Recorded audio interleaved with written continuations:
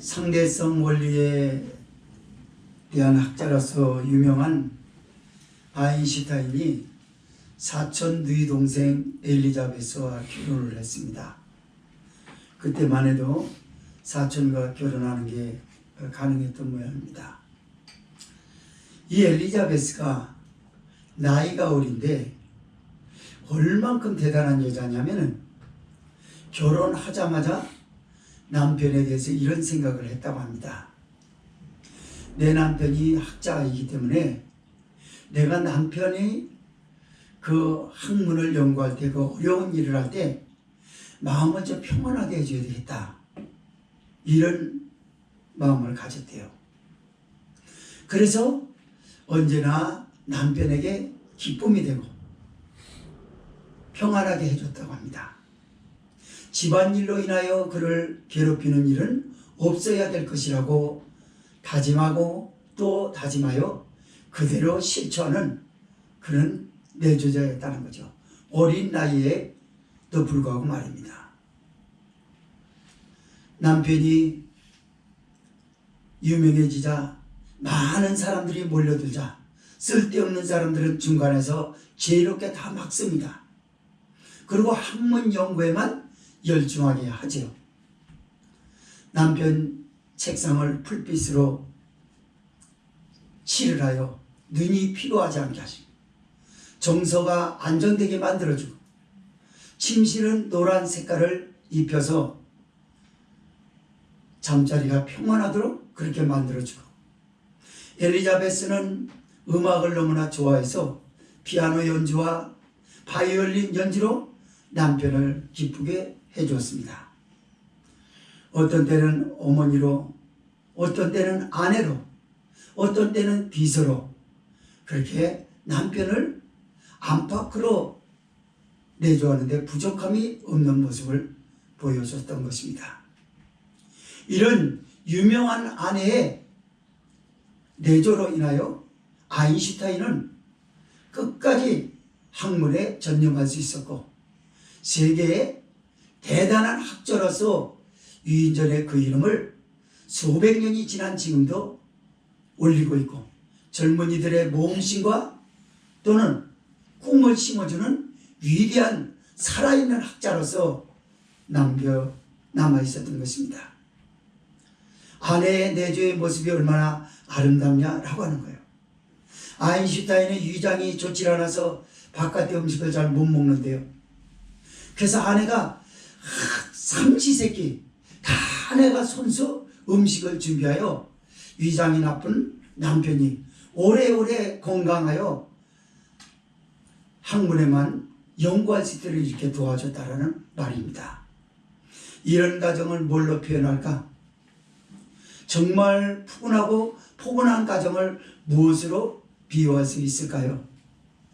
아무래도 실록의 계절 5월의 이미지와 너무나 닮은 듯합니다. 숲속 안에는 여러 이름 모를 곤충들과 파충류와 또는 짐승들과 새들이 살고 있어요. 그리고 그것들은 서로 약육강식, 먹이 사슬로 이어져 있기 때문에 아주 잔인한 일들이 거기서 많이 일어나고 있습니다. 그러나 숲은 언제나 아무 일도 없다는 듯이 우거진 숲으로 그 흔적을 덮어주고, 그리고 형형색색의 아름다운 꽃들과 꽃내음과 나비와 벌이 날아다니고 새들의 지저귀임이 하모니가 되어 이 싸움의 끔찍한 현장을 덮어주었기 때문에 평온해 보이다라는 말입니다. 우리 그런 말을 잘 써요. 가정에서 하는 걸 남한테 너 안 하는 짓을 가정에서 한다라고 하는 데 대해서 섭섭하거든요. 그런데 알아야 될 게 있어요. 가정이 있기 때문에 그게 가능해요. 성경적으로 봤을 때 가정이니까 화를 내고, 가정이니까 또는 뒤집어 엎을 수도 있었다는 말입니다. 뒤집어 엎은 걸 뉴스화하지 않습니다. 뒤집어 엎어도 안 뒤집어진 것처럼 얼마든지 할 수 있는 것이 그 아녀자의 아름다운 내조, 그것이 고상한 가정을 만들고 아이들을 아름답게 양육시키고 성장시킬 수 있는 길들이 됐던 것이죠. 오늘 본서는 바로 그런 가정 이야기입니다. 다윗의 가정은 훗날 말도 많고 탈도 많았어요. 그러나 시작은 아름다웠었습니다. 주의 성신에 감동한 다윗이 이렇게 고백합니다. 하나님을 섬기는 가정, 여호와를 경외하는 가정의 일반적인 축복의 사례를 여기서 뭐라고 표현했냐면, 불상사로 얼룩진 가정의 모습은 결코 하나님을 섬기는 가정의 모습이 아니다.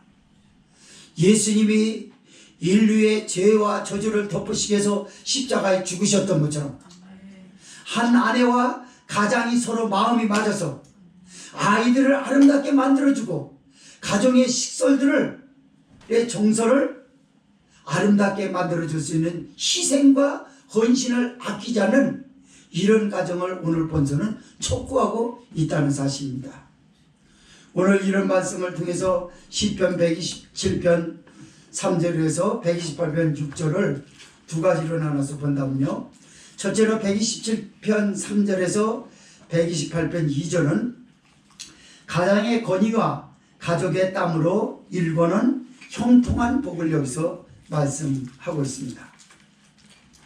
두 번째로 128편 3절에서 6절은 여호와를 경외하는 복된 가정의 식솔들의 축복이 안팎으로 소개되는 장면입니다.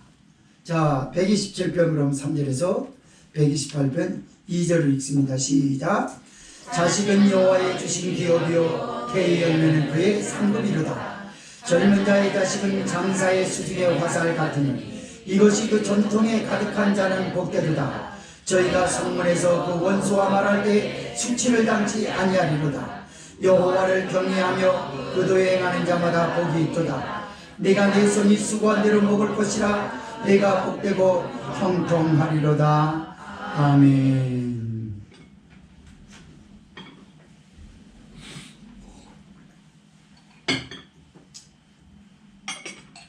먼저 다윗은요, 가정의 축복을 자식으로 얘기를 해요. 자식은 여호와의 주신 기업이요 태의 열매는 그의 상급이로다 라고 하는 것에, 그의 고백 가운데 실제적으로 고대사뿐만 아니라 우리 역사에도 그대로 이루어진 것들을 한번 들어보시기를 바랍니다. 자식에 대한 축복이 얼만큼 대단한 것이냐 라고 하는 건, 자식은 여호와의 기업이라고 말하거든요. 여러분, 옛날에 우리 어른들은 이런 얘기를 했어요. 자식 농사 잘 지으면 된다고요. 먹고 살기가 지금처럼 넉넉지 않았던 시대에 아이들은 왜 그렇게 많이 낳는지, 도무지 핵가족을 유지하는 사람들의 입장에서는 도무지 이해할 수가 없을 정도로, 제가 어려서 살았을 때 딸로 그냥 많았던 집이 하나 생각나요. 그때 16명인가 있었어요, 딸이. 한 어머니가 낳습니다. 다 연년생이에요. 그런데 다 똑같이 생겼어요. 그리고 다 똑같이 단발머리로 잘랐어요. 단발머리로 자를 수밖에 없었던 것이 엄마가 다 잘라줘요. 한꺼번에 잡아서 쫙 잘라주고 그렇게, 그런 가정이었거든요. 그 판자촌 다 쓰러져 가는 집에서 아이들이 바글바글 있는 걸 보면, 근데 그 가정이 나중에 들어보니까 변호사도 나오고, 그 가정에서 기업주가 나오고, 대학 교수가 나오고, 학교 선생님이 쏟아져 나오고, 그 집에 엄마 아버지는 배운 적이 없대요. 근데 그렇게 나왔더라는 거예요. 여호와의 주신 기업이 자식이라는 거에 초점을 맞춰서 말씀을 드리고자 하는 것입니다. 그렇습니다. 먹고 살기가 어렸는데도 불구하고 아이들을 자꾸 낳는 이유는 뭘까?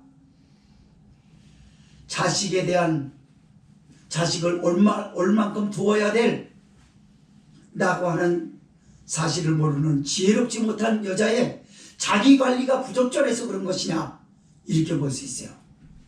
아닙니다. 그들은 어디까지나 사랑의 열매였어요. 두 부부가 사랑하였던 사랑의 결정체로서 아이가 결과를 만들어냈어요. 여러분, 기업주가 기업을 붙들고 있는 것이 얼만큼 응징력이 대단한 줄 아세요? 기업주는요, 처음부터 잘 되는 기업이 없어요. 그러나 그 기업을 포기하지 않고 끝까지 붙들면서 계속 마이너스가 나고 있는데도 집을 팔고 빚을 내서 자꾸 거기다 투자하려고 하는 이유는 뭘까요? 가능성을 봤기 때문에 그렇습니다. 언젠가는 일어날 거야. 지구멍에도 뱉을 날이 있을 것이라고는 속담을 무시하지 않습니다. 그 기업이 언젠가는 일어날 것이라는 거죠. 그래서 거기다가 무한정한 투자를 아끼지 않는 거예요. 시간을 들이고 자기 공을 들이고 주변의 지인들을 만나서 여러 가지 성공 사례를 들어보고 기업의 노하우를 듣고 많은 걸 들어요. 결국 그 기업은 처음 봤을 때는 안 될 것 같았는데 엄청나게 이루어졌거든요. 믿음의 가정들이여, 여러분의 가정이 번성하는 것을 꿈꾸시기를 바랍니다. 하나님이 축복해 주십니다. 지금 당장에 봤을 때 뭐가 가능성이 있냐라고 볼 수 있을지 모르겠어요. 우리 자녀가 6명으로 줄줄이 사탕인 가정이 어떻게 힘들게 지금 버티어내고 있는 것만 해도 대단하다라고 해서 애석한 마음을 가질 수도 있을지 모르겠어요. 그러나 하나님은 성령을 저를 한 도구의 수단으로서 사용하셔 여러분에게 말씀합니다. 너희 가정의 자녀들이 머리가 될 것이다. 아멘. 유명해질 것이다. 아멘. 걱정하지 말아라. 아멘. 세상 사람들의 핀잔이나 쳐다보는 눈에 신경을 쓰지 마라. 하나님이 축복하실 줄 믿습니다. 아멘. 맞습니다. 그래서 옛날에요, 딸 부잣집이 진짜 부자가 된 사례가 많았어요. 그 딸 중에 예쁜 딸이 언젠가 나오거든요. 계속 못 사는 딸만 있는 게 아니에요. 피부도 하얗고 얼굴도 엄마 닮지 않고 이뻐서 뭐 다른 얘기에 다른 가정 얘기입니다. 그렇게 한 딸이 나와서 있다 그 말이에요. 나와가지고 그 딸이 얼굴 하나서 배운 것도 없는데 옛날엔 그런 게 많았거든요. 얼굴 하나와 착한 거, 그 동생들을 다 뒷바라지 하려니 얼마나 착하겠어요? 그게 남자들에게 마음의 감동을 줘가지고 부잣집으로 시집을 가는 거야. 그래가지고 지질이 궁상으로 살았던 어느 가정이 그 딸이 시집 가자마자 차도 보기 힘든 가정에서 차를 어느 날 가지고 딸이 딱 오는 거예요. 사위하고 동네에서 막 웅성웅성 됩니다. 흉보는 것처럼 웅성웅성 되는 게 아니라 좋아가지고 어떻게 저렇게 잘 됐어? 여러분, 자식이 기업이라고 하는 성경적인 것이 얼마나 운동력 있게 가정들마다 역사했냐라고 하는 걸 말합니다. 더군다나 예수님을 구주로 영접한 믿음의 가정이라면 얼마나 더하겠습니까? 태상급은 그의 열매로다 라고 말하여 사람들은 누가 시키지 않아도 임신한 여자에게 축하한다고 합니다. 임신한 걸 축하하고 또 축하하고 그래요. 오늘날은 이상하게 결혼을 기피하고 결혼 생활을 하는 사람도 부부 갖는 것을 부담스럽게 여겨요. 그러나 자식으로 인하여 주어지는 기쁨이라고 하는 것은 셈해보지도 안 하고 생각도 안 해보고 무조건 되고 지금 당장에 편한 것만 생각해서 국력이 지금 흔들리고 있고 국가의 여러 가지 문제가 되고 있어요. 국가에서 생산해가지고 수출로 먹고 살아가는 나라라서 비상한 머리를 가진 아들들이 안 나오는 거예요. 자식들이 나오질 않는 거예요. 왜요? 자꾸 자녀를 낳지를 않기 때문에. 여러분, 우리 어려서는요, 골목마다 아이들로 왁자지껄 떠들었어요. 그래가지고 매일 우리가 익숙하게 듣는 소리, 시끄러우니까 저 가서 놀아. 어른들이 문 열고 창문 열고 그러면요, 우당 우르르 뛰어가지고 또 저 가서 골목마다 그랬어요. 근데 너무나 삭막해요. 우리 아파트에서 우리 집에서 내리다 보면 초등학교가 하나 있어요. 복사초등학교인가 뭔가. 거기 운동 옛날 제가 봤어요. 내리다 봤어요. 마이크로 하고 아이들 떠드는 소리는 꽤 바람을 타고 잘 들립니다. 보니까 50명도 안 돼 애들이. 1학년에서 6학년. 몇 명 되지도 않고 학부형들이 더 많아. 어른들 뭐 할아버지 할머니까지 꽉 잡더라고. 애들은 몇 되지도 않아. 그리고 야 옛날에 초등학교 같았으면 저 운동장이 꽉 차가지고 우리 아이도 못 찾습니다. 여러분 잘 못 찾아요. 애들이 많아서. 우리 영어 체육대회 때는 우리 영어를 찾을 수 있었던 것은 바지 내려가는 체육복 큰 거 입고 한쪽 잡고 꼴찌로 뛰고 덩치는 크고 이래가지고 금방 찾아낼 수 있었거든요. 우리 딸내미는 또 달리기가 빨라서 찾을 수 있었거든요. 아 저게 우리 딸이구나. 여러분 그래요. 그래서 이 기업이 기업주에게 주는 꿈이라고 하는 것, 기쁨이라고 하는 건 얼마나 대단한지 몰라요. 근데 그게 자식이라고 말하는 거죠. 젊은 자의 자식은 장사의 수중의 화살과 같으니 그가 성문에서 원수와 말할 때에 수치를 당치 아니하리로다 이렇게 고백합니다. 여기어 가장은요 활로 얘기를 해서 활 있지 않습니까? 이거 영어 D자 그게 가장이에요.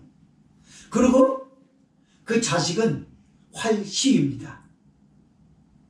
그래서 장사가 사냥하고 싶은 생각이 드는데 제일 좋아하는 사냥감이 앞에서 나타난 거예요.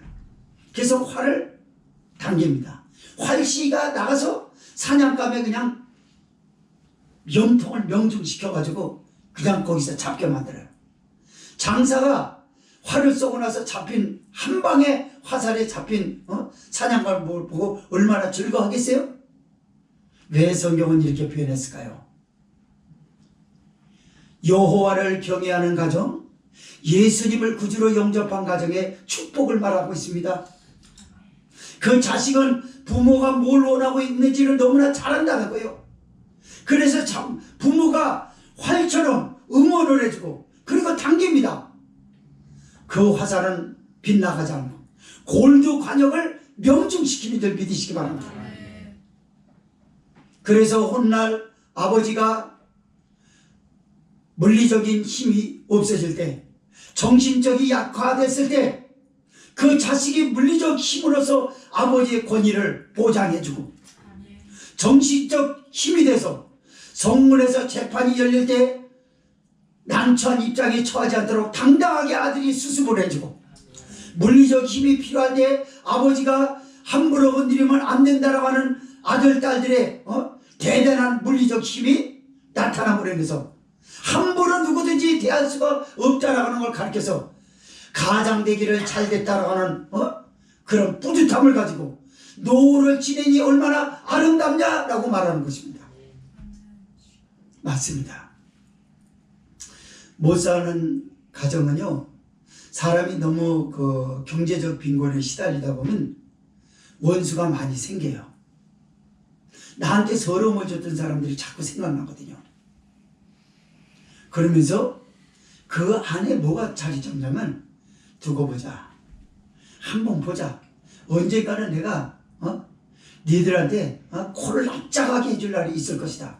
이런 대단함이 있어요. 그게 있어야 좋아요. 그걸로 지배되면 사람이 안 되지만 그게 있어야 되는 거예요. 그게 있어야 돈 모으려고 그러고 그게 있어야 열심히 일하려고 그러지 그것도 없으면 그건 아무것도 아니에요. 그냥 깡통을 쳐도 그걸 가지고 있어야만이 살아남을 수 있는 것이고 그가 잘 될 수 있는 가능성이 바로 거기에 있는 것입니다. 그러나 돈 모으고 싶은 마음 없고 열심히 일할 생각 없고 그냥 있는 것이나 다 털어먹고 그거는 하나님을 섬기는 가정의 자녀의 모습이 아니지요. 하나님의 백성들이요 하나님의 백성이 얼만큼 대단하냐라고 하는 것을 오늘 말씀에서 여러분은 알아야 될 줄 믿습니다. 여러분 일하기 싫은 자식을 둔 가장의 권위가 얼마나 우스워집니까? 바깥에 나가서 친구들 만나다 할 말이 없어요. 가장의 권위는 어떻게 세워진 줄 알아요? 자식 자랑. 일하기 싫어하는 놈을 누가 자랑하고 싶은 부모가 어디 있겠어요? 돈도 한 푼 없고 모으려고도 하지 않고 어떤 가능성이 없는 자식 아들 딸들을 보고 어떤 가장이 어깨에 힘이 들어가서 빵빵하게 힘을 주고 와서 자랑하겠습니까? 자랑 못해요. 그러나 뭔가 가능성이 있으면 자랑하고 싶어합니다. 요즘처럼 자식 보기가 드문 이때 줄줄이 사탄이 자녀를 낳고 큰 축복인 줄 믿으시고요. 정말이에요. 그것 때문에 할아버지 할머니 얼마나 싱글벙글해요. 가져다 주고 돈 뭐 사주고 하는데 돈 들어가는데 아깝지 않은 거 기쁜 거예요.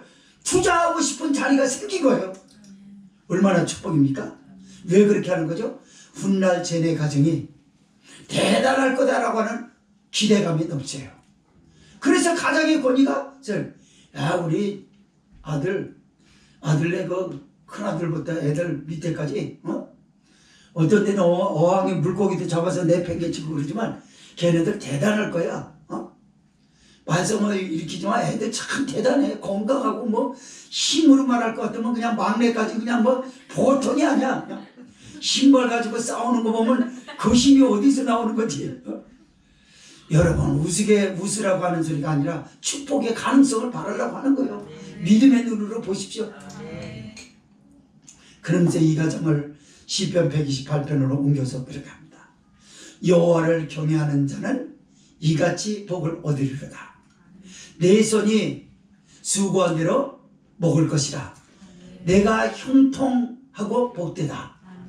아멘. 맞습니다. 믿음의 가정의 특징을 말하잖아요. 제가 아까 말씀을 드렸죠. 믿음의 가정에서 일하기 싫다는 건 정상이 아니라고요. 수고한 대로 먹을 것이라고 하잖아요. 근면성실함, 정직한 땀방울 에서 얻은 대가에 만족할 줄 아는 사람. 여러분 자기의 땀방울을 떨어뜨리지 않고 수고한 대가만 찾고 불만족스러운 사람들이 강도로 돌변해서 남의 이웃집을 파괴해요. 요전에 하나 방송에서 봤는데요. 가슴 아픈 게 하나 있었어요. 고아원에서 자란 딸입니다. 아무 친구도 없어요. 근데 공부 열심히 해가지고 대기업을 취직했어요. 그래가지고 대기업에 취직했다고 고아원에서 함께 자란 언니에게 자랑하면서 언니나 대기업에서 취직했어. 대기업 기숙사에 2달 동안 출근한 가운데 성폭행 당하고 살해당해서 죽었어요. 무참히. 그 흉악한 범죄를 형사들이 7개월 동안이나 노력해가지고 잡아가지고 무기징역을 선고받았는데 갑자기 유가족이 나타났어요. 친엄마가 나타난 거예요. 그 전에 전화가 조금 왕래가 전화로 연락을 했던 것 같아요. 그리고 돈 받고 그 흉악한 범죄를 죄를 가볍게 해가지고 13년으로 줄이게 하고 그 엄마가 아니에요. 여러분 저 같으면 부해가 나서 사형을 때리지 못한 판사에게 대한 불만을 가질 수 있을 것 같은데 어떻게 내 딸을 내가 팽개친 자식을 그렇게 훌륭하게 잘 자라줘가지고 대기업을 다니고 뿌듯해 할 만한 딸이 죽었다고 하면 엄마로서는 얼마나 청천벽력과 같은 소식입니까? 그런데 세상에 돈을 받고 그걸 13년으로 감형을 해줘요? 그런 걸 보면서 화가 나가지고 도대체 그놈의 엄마는 누구냐 대체? 맞습니다. 왜 사람들이 강도로 돌변하고 사기꾼으로 돌변하고 좀도둑으로 돌변하는가? 일하기 싫어서 그래요. 수고의 정직한 땀방울이 사람에게 얼마나 기쁨을 주는지 아세요? 여러분 일하는 데 있어서 죽자 사자하고 일하는 사람은요 성취감이 남다릅니다. 그러나 농땡이나 살살 까고 눈치나 살살 보면서 힘든 일이 있으면 저리 빠지고 요리 빠지고 저기 하는 놈들은 성취감 없어요. 언제 잘릴지 몰라서 간당간당한 그런 고개만 있어요. 그리고 높은 사람이 오면은 떳떳지 못한 거예요. 쳐다보는 게 못해요. 감독에서 이미 벗어난 짓을 너무나 많이 해왔기 때문에 말입니다. 하나님의 사람들이여, 정직한 땀방울을 흘리십시오. 하나님의 교회 봉사하는 땀방울은 아름답습니다. 기도의 땀방울을 하나님이 받으세요. 예배의 희생과 헌신의 땀방울은 하나님이 가장 기뻐하십니다. 그 신앙을 토대로 해서 여러분의 직장과 학교에 땀방울을 흘리는 데서 놀라운 학업의 결과를 얻으시고 축복의 결과를 얻으시기를 바랍니다. 그래서 그러잖아요. 내가 수고한 대로 먹을 것이라. 내가 복되고 형통하리로다 그러잖아요. 인생을 살면은 얼마나 장애물이 많습니까? 장애물이 여기저기 너무나 많아요. 근데 형통하다는 건 뭡니까? 어려서부터 그 부모에게 배운 것이 무엇이냐? 그 부모가, 가장이, 엄마가 자식들에게 보여준 것이 무엇이냐? 정직한 땀방울이거든요. 그리고 정직한 대가에 대해서 만족할 줄 알거든요. 만족하면서 감사하니 하나님이 더 감사의 거리를 넘치게 채워주시고 축복을 해주셨더라는 말이죠. 자식들이 그걸 보고 자란 거예요. 여러분, 애들 앞에 부모가 얼마나 중요한지 모릅니다. 지금도 우리 아빠가, 우리 엄마가 얼만큼 정직하게 살고 자기 일에 충실한지를 다 지켜봐요. 학교 갔다 와서 몰라. 천만에 잘합니다. 어려서 몰라. 아니요, 더 잘합니다. 굉장히 스포츠처럼 이 습득력이 빨라요. 금방 합니다. 우리 엄마는 말만 하면 거짓말해. 우리 엄마는 일도 안 해. 우리 엄마가 화가 나면 보여주는 특징이 있어. 저는 화가 났다고 해서 아무것도 안 하고 저 가서 틀어박히고 이런 거는 제일 꼴보기 싫거든요. 그건 발로 밟고 싶어요. 유튜브라서 좀 죄송한 표현입니다만. 사람이요, 감정이 나던데 할 일이 있어요. 내조자가 할 일이 있고 가장이 할 일이 있습니다. 화가 난다고 그거 다 안 해버리면 그 가정 무너져요. 그걸 자식이 보고 똑같이 배워서 한다니까요. 딸은 엄마의 향수를 따른다고 그러잖아요. 엄마의 향수를 따릅니다. 엄마 냄새를 너무나 잘 알아요. 그래서 엄마가 흘려보냈던 향수를 먹고 자랐기 때문에 딸은 엄마가 한 걸 그대로 따라갑니다. 끔찍한 겁니다. 생각해보면. 아들은 그 아빠가 한 대로 그대로 따라가요. 이게 사실상 실제 있는 일을 말하는 거예요. 그러나 믿음의 가정들은 뭡니까? 정직한 땀방울, 수고한 대가에 대해서 불만스러운 것이 아니라 감사하고 하나님이 더 축복해 주실 거라고 하는 믿음의 기대를 가지고 열심히 땀방울을 흘렸더니 그의 삶도 형통하지 않습니까? 남들은 장애나 이건 이래서 못하고 연장타다는 사람이 있어요. 일만 보면. 아유, 비 올 것 같아서 못해요. 시멘트 공거리는 지금 해야 되는데 비 올 때는 어디라도 해. 비닐을 덮어서라도 해야지. 오늘 이 일을 끝내야지. 요만큼 마무리 남겨두고 다음 해야죠. 그 사람 말대로 하면요, 다 그 건물 다 낡아 붕괴돼 버립니다. 여러분, 우리 여기 그렇게 일하시는 분도 있지만 콩고리 치는 거예요. 마무리 안 하고 오래 있다가 가서 저기 하면요, 따로 국밥됩니다. 그걸 알아야 돼요. 색깔도 달라요. 색깔도. 그래서 땜빵 하듯이 생각나면 한 달 있다 나타나가지고 뇌삽 떠놓고 또 빙빙 돌아가고 딴짓 하다가 그놈의 건물을 그거 살았다고 그 안에서 다 배장돼 버립니다. 제가 얘기하려는 게 뭐죠? 수고의 땀방울을 흘릴 줄 모르는 사람은 연장 타단다는 거예요.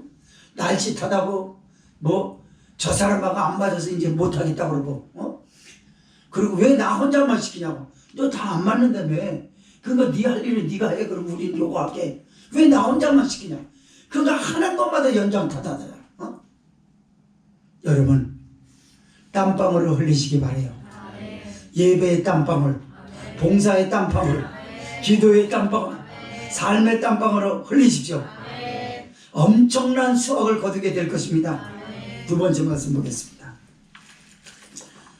시편 128편 3절에서 6절입니다. 여호와를 경외하는 복된 가정에 식솔들의 축복이 안팎으로 나타나는 점. 3절에서 7절 6절 있습니다. 시작.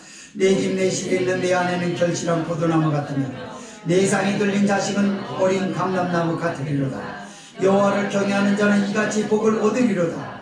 여호와께서 시온에서 내게 복을 주실지어다. 너는 평생의 예루살렘의 복을 보며 내 자식의 자식을 볼지어다. 이스라엘에게 평강이 있을지로다. 아멘. 여러분이 한 폭의 그림처럼 아름다운 예술처럼 보여지는 이 가정을 보십시오. 가정을 지탱해주는 중에 가장 돋보이는 사람이 누구였냐? 가장이 아니에요. 내조자인 아내였습니다.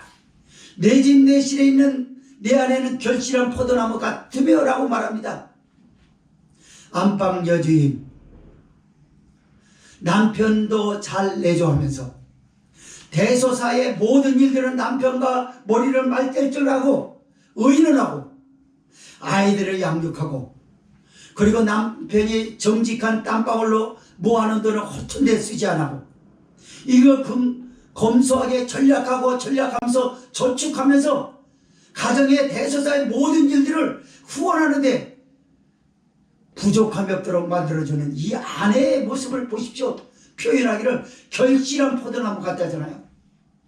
여러분, 포도송이가 한 송이도 떨어뜨리지 않고 결실한다 그러면 그 포도나무에 얼마나 많은 열매가 달릴까요? 거기다가 하나도 시들어진 송이 없이 다 탱글탱글한 그런 포도송이라고 그러면 어떻겠습니까? 하나님을 신실하게 경외하는 가정의 한 내조자인 여자가 은혜 받고 나서 보여준 모습을 이렇게 표현을 하고 있어요. 이 여자는 한 가정의 한 아내만은 말하지 않습니다. 구속사적인 의미에서는 교회를 말합니다. 교회가 성도들을 품어주는 게 교회고, 싸움이 나도 싸움을 말려주는 게 교회고, 싸움 시켜놓고 구경하듯이 도박하듯이 네가 이겨라 제가 터질 것 같다, 아무래도 질 것 같다, 이런 게 교회가 아니라고 말이에요. 교회는 말리는 것을 믿으시고 평온하게 하려고, 목적은 평온하게 하려고. 이 아내가 너무나 대단하지 않습니까? 그렇다면 결실한 송이도 떨어뜨리지 않고 포도송이 하나하나가 탱글탱글할 정도로 싱싱하다 그러면 농부가 얼마나 수고 많이 했겠습니까? 그 농부는 하나님이십니다. 하나님이 아름답게 살아가는 교회를 지켜줄 것이고, 아름답게 사는 그 내조자 때문에 가정을 지켜주실 줄 믿습니다. 내조자가 무슨 에너지가 넘쳐서 무슨 힘이 있고 무슨 지혜가 탁월하여 그렇게 능숙하게 일처리를 하겠습니까? 하나님의 은혜 때문에 가능합니다. 어머니 같은 성령님이 내조자를 붙들 것이고 그에게 지혜를 넣어주실 것이고 가정을 이끌어갈 수 있는 노하우를 만들어줄 것이고, 얼마나 행복한 가정이에요. 이런 가정이 되시기를 바랍니다. 내 상에 들린 자식은 어린 감람나무 같으리로다 라고 합니다. 밥상머리 교육을 여기서 중요시하고 있어요. 밥상머리 교육 중요합니다. 우리 어려서 가끔가다 제 식사 때 말씀을 드립니다만, 밥 남길 것도 없지만 남길 밥 없습니다. 양도 워낙 좋고 그래서 어쩌다가 밥풀 같은 거 벽에 붙으면요, 얘 그만둬 이제. 배가 아프잖아요. 배 아플 수 있잖아요. 배 아프다 그러면 오늘 저녁도 주지 마. 그럼 배는 깨끗이 날 거야.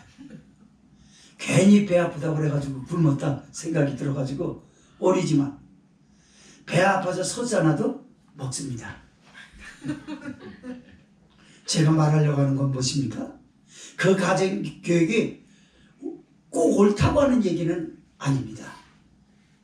밥상머리 교육의 중대성을 말하려고 하는 거죠.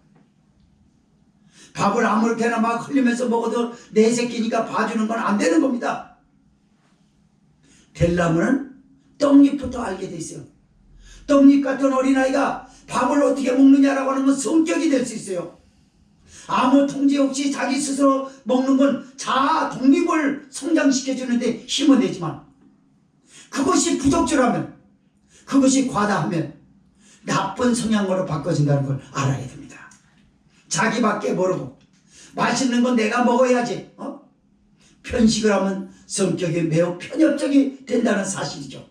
밥상머리 교육이 얼마나 중요한지 몰라요. 밥상에서 가끔가다 하나님 얘기하고, 하나님이 축복해 주셔서 우리가 이렇게 많은 걸 먹을 수 있다. 음식을 썩어내버리고 이거 먹기 싫어서 안 먹고 저것도 못 먹겠고 라고 하는 밥상머리 교육은 아이를 가능성을 베어버리는 행동이나 똑같은 거예요. 여러분, 음식 중요한 걸 아시기 바랍니다. 음식을 너무 넘치게 해가지고 애가 배 터지게 만드는 건 안 되는 거예요. 스스로 절제하는 절제력을 가리키면 나중에 자기 감정을 통제할 수 있고 자기의 힘을 남용하지 않게 되는 훌륭한 인격인으로 자랄 수 있는 제목이 되는 줄 믿으시기 바랍니다. 그러니까 밥상머리 교육이 중요하다고요. 어떤 가정은, 우리 교회에 있는 가정, 어떤 가정은 엄마가 오지 않으면 아빠가 밥 먹지 말라고 하는데요. 나 듣고 은혜 받았어요. 저 대단한 거예요. 애들 기억에 집 나가서 일해서 아직 들어오지 않은 아빠는 안중에 뒀고, 엄마는 볼일 보러 나가는 엄마는 안중에 뒀고, 배고파 죽겠어, 먹어야 돼, 라면 끓여 먹어야 돼. 이 밥상머리 교육은 매우 이기심만 팽배하게 만드는 가정교육이 될 수도 있는 것이죠. 맞습니다. 밥상머리 교육이 이렇게 중대해요. 그 가운데서 믿음이 얼마나 많이 들어가는 줄 아세요? 하나님이 이렇게 베풀어 주셔서 아빠에게 건강 주고 아빠가 일할 일터를 하나님이 주셔서 이걸 먹을 수 있다라는 말들은 아이들에게 엄청난 가능성을 주는 줄 믿으시기 바랍니다. 어떤 가능성을? 어린 감람나무 같으리로다. 어린 감람나무는요, 베어져도 파릇파릇한 새싹이 바로바로 돋습니다. 그리고 그게 줄기가 금방 굵어지고 나무를 잃어버려요. 이 세상은 베어지는 일들이 많습니다. 어른들이야 결혼 실패로 베어지고, 인간관계 실패로, 친구와의 관계로 실패로 베어지고, 직장에서 잘못돼가지고 베어짐으로 베어짐이 많아요. 그러나 당장 목구멍이 포도청이라 먹고 사는 것이 눈앞에 있기 때문에 베어진 상태에서 무의식적으로나마 그걸 붙들고 놓지 않습니다. 삶을. 그래서 거기서 살아남을 의지가 또다시 돋아나는 거죠. 그러나 문제는 당장 먹고 사는 것이 아이들에게 있어서 자기 일이라고 생각하는 애는 없습니다. 소년 가장이 아니거든요. 소년 소녀 가장이 아니고는 그렇잖아요. 그들은 베어지면 이내 싹을 틔우지 못합니다. 어떤 가능성 있는 비전과 꿈이 돋아나야 되고, 모험심이 돋아나야 되고, 뭔가 어떤 기대감이 파릇파릇하게 돋아나는 것이 아니라 베어진 상태에서 트라우마가 돼버려요. 그래서 한번 베어진 아이들은 공부를 저 밑으로 내려가서 베어졌다고 생각해서 하나만하라고 생각하는 애들이 많아요. 그래서 그 아이로 끝나지 않아요. 그 가문이 몇 대손이 흐르고 나면 그런 사람들만 부지기수를 남겨놓는 거예요. 하나님의 사람들이요, 믿음의 사람은 그렇지 않습니다. 노력의 99%가 1%의 가능성을 가진 성공을 했다라는 사람들이 그 말이 있는 것처럼, 그분들이 99%의 머리로 한 것이 아니라 99%의 노력과 1%의 머리로 성공을 이뤘다고 하지 않습니까? 맞습니다.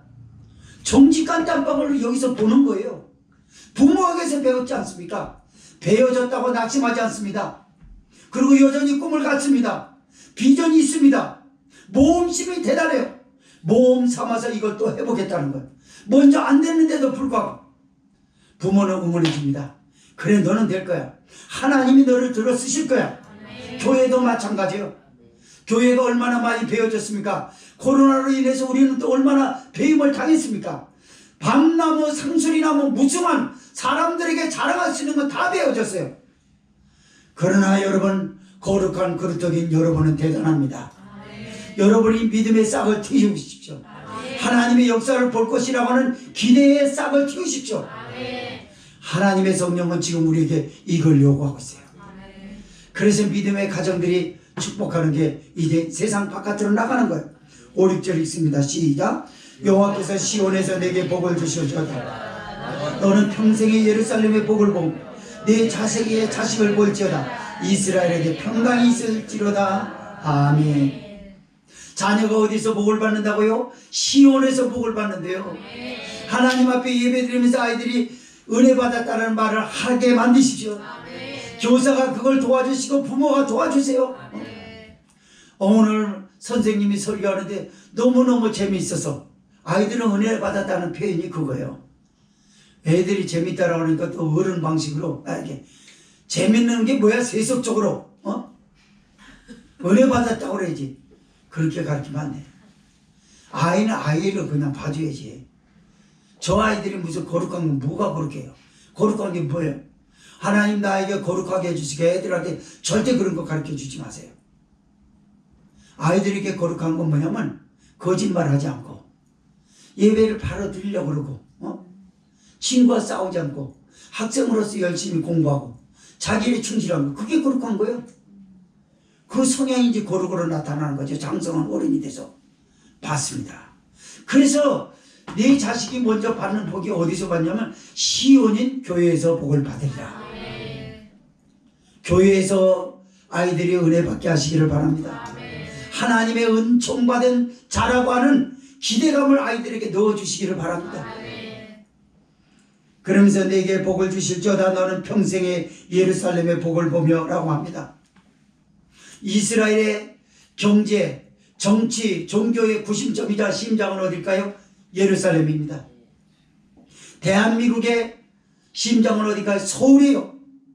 모든 정치, 경제, 군사, 법, 교육, 복지 심장은 서울입니다. 서울 장안에서 성공한 것과 시골 어디에서 성공한 것과는 차이가 있어요. 왜 내 자식이 시온에서 복을 받을지로다 라고 얘기했을까요? 자식을 잘 둔 믿음의 가정 부부가 교회를 어느 날 갔어요. 말하자면 그 말이에요. 그런데 사람들이 여기저기서 이미 화제거리를 만들었어요. 우리 아들, 딸 때문에 간정을 내가 하는 게 아니라 남들이 하게 만들어줬다는 거예요. 여기 복을 주실지어다라고 하는 건. 걔가 그렇게 됐다면서 마침 저기 오시네. 예, 안녕하세요. 아이고 어서 오세요. 얼마나 힘이 납니까? 그럼 그 부모가 들어와가지고 맞아요. 그때부터 2차 간증을 내가 막 합니까? 오자마자? 그러진 않죠. 하나님이 해주셨습니다. 하나님의 영광 돌리는 거야. 그러니까 좀 무리가 보이는 거야 사람들에게. 그걸 장단 맞춰서 맞아요. 내가 이럴 줄 알았다고. 난 그 전에 그렇게 되는 걸 다 꿈꿨다고 내 꿈대로 됐어요. 듣기 싫어서 간증 안 하고 딱 빠져나갑니다. 밥 먹을 때 혼자 밥 먹게 저쪽으로 밥그릇들을 달라. 그런 미련한 짓, 어리석은 짓 하지 마십시오. 여러분의 자녀들은 소문난 것에서 서울 장안에서 축복을 받게 될 줄 믿습니다. 제가 말하려고 하는 건 지리적으로 서울을 꼭 말하려고 하는 게 아니라 그 말이에요. 첨단 과학 도시가 된 그곳에서 많은 사람들의 정보 교환이 형통한 그곳에서 내 딸의 이름이 소개되고 아들의 이름이 소개되도록 하나님은 축복해 주실 것입니다. 그러면서 이스라엘 내 자식을 볼지어다. 이스라엘에게 평강이 있을지로다. 끝으로 말합니다. 전쟁으로 얼룩진 이스라엘, 그곳에 평강이 있다는 건 내 자녀 하나가 영향력이 있는 행사를 함으로 인해서 국가에 반영된 것이 결국 평강. 여러분, 사람은요 스포츠가 됐든지 뭐가 됐든지 한 사람이 중요하더라고. 스타 한 명 대단합니다. 축구선수 스타 하나도 대단하지만 야구선수 스타 하나 저 대단해요. 그리고 멘탈이 강한 선수 하나가 여러분 전부 팀을 이끌어가는 팀워크가 거기서 나옵니다. 병사할 때 몇 번 치고 나면 다음에 신인 같은 경우에는 병사할 때 혼자서 2번이나 재수없게 3번을 치면요 그때는 이제 거기 못 나가요. 어떤 감독도 그런 선수 내보내지 않아요. 분위기가 일단 다운된 걸 회복시키고 나서 들여보내지. 한 사람을 얘기하는 거예요. 그래서 여기 믿음의 가정의 한 자녀 때문에 전쟁으로 얼룩졌던 국가에 평화를 머리를 맞대고 평화를 구축하고 평강을 만들어냈고, 그리고 그 부모는 계속해서 자식의 자식을 볼지어다 그랬거든요. 노후가 얼마나 행복합니까? 맨날 들려오는 소리가 아들이 잘 됐고 딸이 잘 됐다는 거. 그리고 실제적으로 출세가도에 들어가지 못하게 할지라도 가능성 있는 얘기를 많이 들려오는 거야. 오늘 가니까 직장생활하니까 이게 좋았고 저게 좋았고 하면서 많은 걸 배워가는 걸 보면서 부모는 얼마나 뿌듯한지 몰라요. 잘 돼가는 기업의 소식을 들으면 얼마나 부모가 뿌듯합니까? 그러면서 노후를 마련하고 오늘 새벽 예배 때처럼 네가 무덤에 이르러서는 곡식단이 올리움과 같다라고 한 것처럼 그때 기쁨으로 은혜로 충만하고 축복을 받은 상태로 충만한 상태에서 하늘나라 올라간다면 얼마나 행복이겠어요. 사랑하는 성도 여러분, 말씀을 정리하겠습니다. 여러분이 적어도 모르긴 몰라도 여러분의 노후는 예수님 때문에 행복하게 될 거예요. 불상사로 얼룩진 그런 가정은 절대 되지 않습니다. 누가 고사를 지내도 안 돼요. 왜냐하면 여러분은 주의 이름으로 연단을 받아왔어요. 십자가를 졌습니다. 그래서 하나님이 거기에 대해서 보상해 주실 거예요. 누구에게? 내 아들과 딸에게. 그리고 나에게 어깨 춤추게 만들 거예요. 그리고 기쁨으로 하나님의 은혜를 경험하고 매일매일의 삶이 기쁘다가 나이 먹어서 아름다운 잠자리에 들무려내서 자연사로 하늘나라로 올라가는 놀라운 축복도 함께 누리시기를 주의 이름으로 부탁드립니다. 이것이 여호와를 경외하는 가정의 축복이었습니다. 사랑하는 성도 여러분, 이런 가정이 꼭 되시고 주님 중심으로 하나님의 기쁨이 되시는 여러분의 신앙이 되시기를 간절히 축원합니다. 동성으로 기도합시다.